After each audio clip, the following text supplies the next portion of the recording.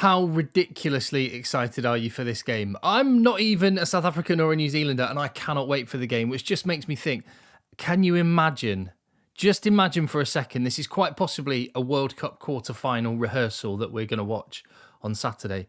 Can you imagine how pumped we're going to be for that game if and when it happens? My goodness me, this is awesome. We've got a carnival of rugby for the next 4 months, and I'm getting stuck right into it. I'm Tim, this is Egg Chasers. This is me looking at the teams and previewing the game in New Zealand as the All Blacks face the Springboks, and it's going to be spicy, isn't it? There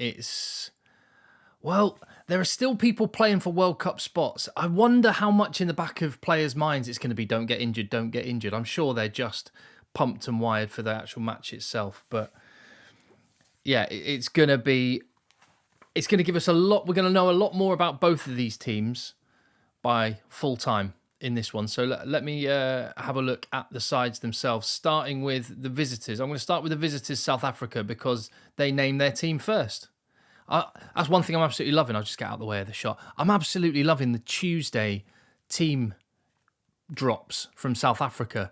I want all teams to do this. It just gives you longer to get excited about it. And it also feels like a little bit of a mind game from Rassie Erasmus and Jacques Nienaber. Like, oh, yeah, we'll tell you our team days in advance. I know we don't need to, but we're that confident, we'll do it anyway. First question I have here, when you look at this 23-man squad, or particularly the starting 15, who's doing the goal kicking? Is it going to be, I don't know, is it going to be rock, paper, scissors between Faf de Klerk, who else? Cheslin Colby. He might end up being the kicker, mightn't he? Or Damien Willemse. That is one thing that, if this were a World Cup quarter-final, I would feel a little bit concerned if I were South African, because games against New Zealand, you would imagine, particularly at a World Cup, are going to be tight. And there's no absolute frontline goal kicker, which leads on to just mentioning the players that aren't there and aren't available currently. And I think really for New Zealand, is it just Sia Khaleesi and Andre Pollard are the main players unavailable? Oxenche as well. He's got a minor injury. Jaden Hendrickson, I suppose, scrum half you could also mention there. But Pollard, I think when I look at this team, that back line is amazing. But I think there is a big, tell me what you think in the comments, a big Pollard-shaped hole in that South African lineup. And I think they need him back just for balance, because they have got ballers all over the place. And it's almost like South Africa have got a cheat code, because it's not fair. The bench that they've got and the players they've got. And when you think there's players like Kurt Learenza, who's not even in the matchday 23 this week, and Jesse Creel and Andre Esterhazen, who was immense against Australia and can't even get in the team. It's ridiculous. The depth of South Africa is ridiculous. I think this is a better squad now than the squad that played in the 2019 World Cup. That's my 2 pence worth. Although, I have to say, I'm not as convinced by the pack. Well, specifically, I'm not as convinced by the back row. Jasper Wiese is a wrecking ball of a number 8. Franco Moster is an exceptional lock who can play in the back row, but he's not an out-and-out flanker.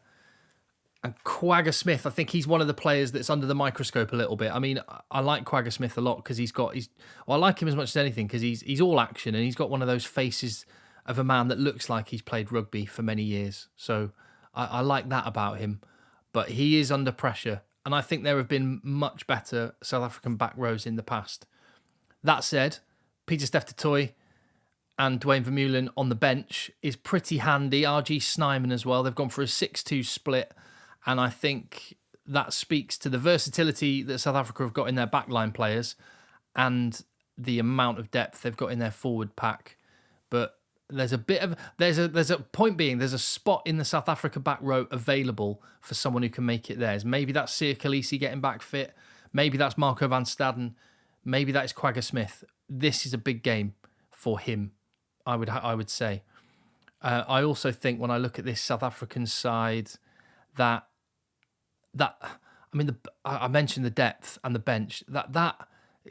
Forget bomb squad. It's like nuclear squad. It's another level, isn't it? Look at that bench. It's incredible. And also in terms of bomb squad, that's what I thought. In terms of bomb squad, South Africa have sort of developed a kind of a bomb squad with their backs now. Because when you look at Grant Williams, I'm really happy that he's got a spot, and Marnie Libok, those are like, that is gas coming off the bench, and you sort of wonder whether that might be, particularly if you imagine Andre Pollard in this team, South Africa's approach might be soften up the opposition for 60 minutes, and then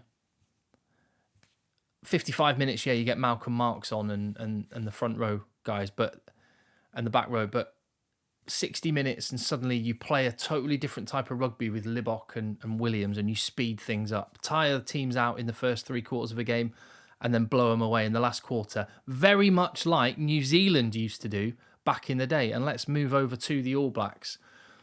I really like lots of elements of this team.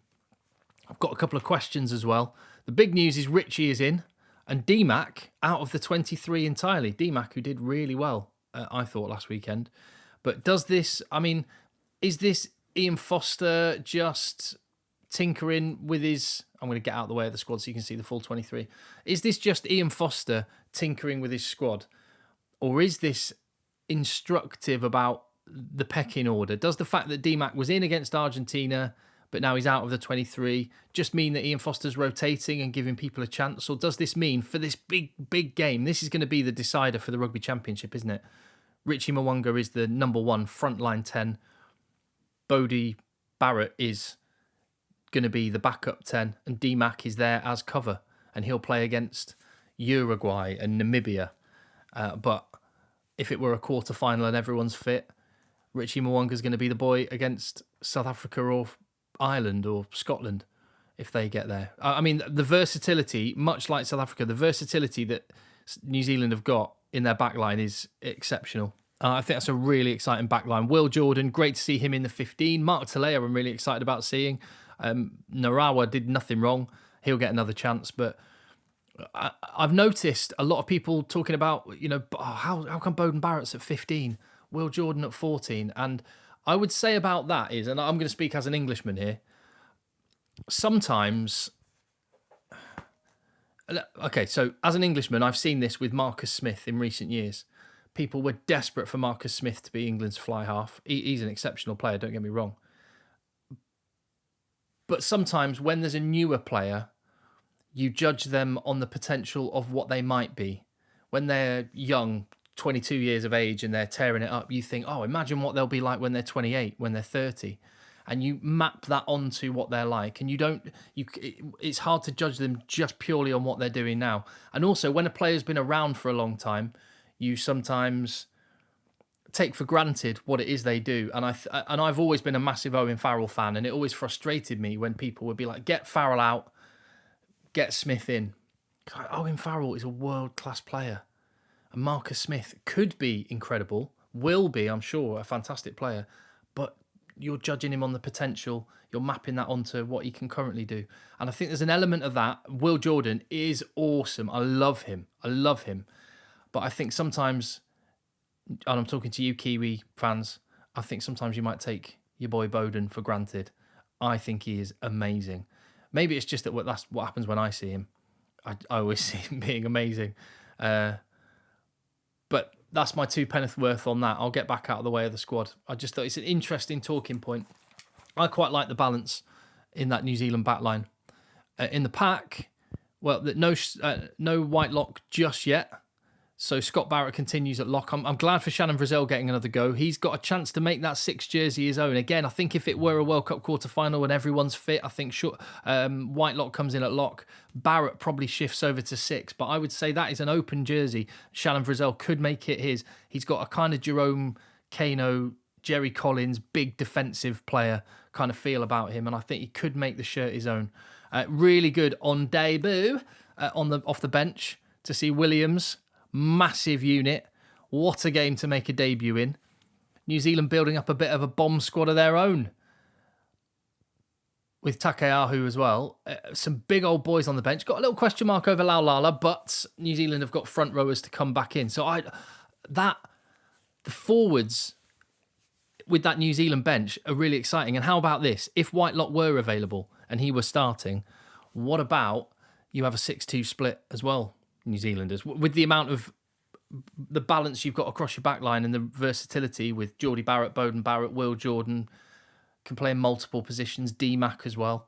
What about if you had a 6-2 split? I think that might be the way to go if you were to meet South Africa in a World Cup quarter-final. I think maybe there aren't the personnel to do that right now. I'm absolutely pumped for this one. Maybe Roygaard unlucky not to be on the bench at scrum half. What do you reckon? Number 22 and number 23 in that New Zealand squad, I'm slightly unconvinced by. Caleb Clark on the bench seems like a strange one, although I think, particularly with D-Mac going out the squad completely, but I think you can put that down to the fact that Beauden Barrett can cover 10, Geordie Barrett can cover fullback, Will Jordan can cover fullback, Geordie Barrett can go on the wing. Maybe an out-and-out winger is the way to go with that one. I am buzzing. Now, what I have done is I've combined the South Africa and the New Zealand teams together, and I found this really, really hard to do. But if I had to pick one from each side, a player only from the two sides to be in one combined team, this is what I've come up with. And it speaks to the competitive nature of this fixture because it's very well balanced. Look at that. Numbers 1 to 4 in the pack, all South Africans. Numbers 5 to 8 in the pack, all New Zealanders. There were some coin flip decisions. I could go either way on a bunch of these players. 10 was one position. I could have gone for Damian Willemse quite happily. Could have gone for Makazole Mapimpi on the wing instead of Will Jordan quite happily. Could have gone for Geordie Barrett at 12 over Damian Dialande quite happily. And Villy LaRue over Beauden Barrett was a marginal call. So it's almost worthless doing this part on this occasion because so many of the positions were such tough calls. I think the one thing I take away from this is I've been talking up New Zealand's front row for a while now. Lomax and De Groot, I've been talking them up. We've got a big test now. And with Williams on his debut, what can he add? Takeaho off the bench, what can he add? Massive test for them because South Africa maybe have an edge there in the front five. And they definitely, I think, have an edge on the bench. Because, you can see Williams and Libbok, I've done them in black. Basically, Tamatea Williams is the only player for New Zealand who is on the bench. Done the colours wrong there. 7 South Africans on the bench. And I think that, when I look at it, that could make the difference. I actually think at home, I'm going to go for a very narrow New Zealand win. I think if this were a World Cup quarter-final, that bench situation swings it in the favour of South Africa. I cannot wait for this game. I'm going to go for New Zealand by 4. But that to only be the very start of a continuing rivalry, which has been a massive rivalry through World Cups past. And I think it's going to be a huge rivalry. And I hope they get to play each other because it'll either be in a quarter-final or a final. And what an occasion those are going to be. I'll be back with videos following the game as soon as I can after full time. I'll be here with my thoughts. I would love to hear your thoughts in the comments. If I haven't already, I really hope that I earn your subscription with this video. I'm Tim. This is Egg Chasers, and nice one for watching. See you on the next one.